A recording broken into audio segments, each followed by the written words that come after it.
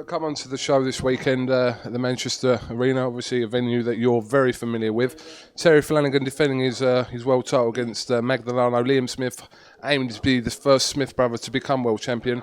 First of all, let's talk about Liam Smith. How do you rate his chances against the American John Thompson? Yeah, he's been training in our gym, John Thompson, this week. Lovely fellow, you know what I mean? He's a decent fighter, very tall, likes to box on the move and box from range. He's been knocked out, you know what I mean? And I think he's decent. I think Liam will have to be on his game, and he'll have to, really concentrate, because he does look quite a skillful boxer. But I don't see. I think Liam's had a very good career so far. He's been moved up in levels bit by bit. He's had the right opposition to fight in order to bring himself along. I don't see anything in Thompson to trouble to Liam. If he's not on his game, he'll beat Liam. But I think Liam, you dream of this chance of fighting for the world title, don't you? And I think, in my honesty, if he had me last pound to put on it, I wouldn't be putting it on the American thing. I don't think he's got the tools to beat Liam. I think Liam's really matured and really come on over the last few years, and he's had the right fights and the right build-up. And I think it's his time. I think he's ready. I think he'll take it. Certainly hope so.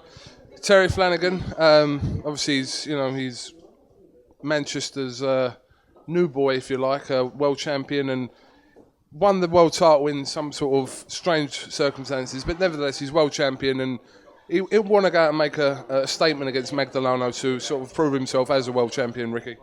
Yeah, it's, at the end of the day, he's accomplished a childhood dream. He became a world champion. The fight was in the balance, to be honest with you, and it's unfair. None of us can judge. I think the fight was even Stevens. He was very wasn't really sure. Where it's which way the fight was going to go. So I don't think he won it in uncertain circumstances. I think the fight was in the balance. And he could have won it. He might not have. Might have won it, but I mean, he's won the world title.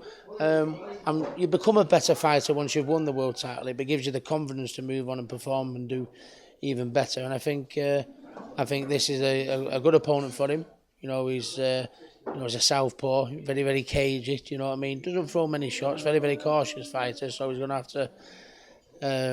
He's probably going to have to be the one that go on the. They're very, very similar styles. They're sort of like counter punches. So I think it's.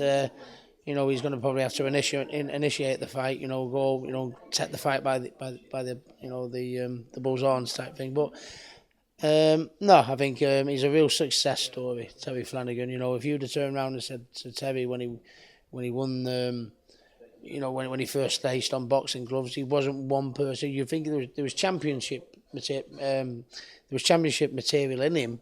But whether he was a world champion, you'd probably say maybe that was, maybe a bridge too far. And he's gone and proved us all wrong. It's a real success story. And I think he'll be a better fighter now he's got the belt. And he'll want to go and bang out a massive performance, because a few people were, the controversy about how he won the world title. I don't think it was controversy. I think it was in the balance. But I think he won it, he got it, and he want to go out and prove to people and say to people, listen, I am a proper world champion, which he is.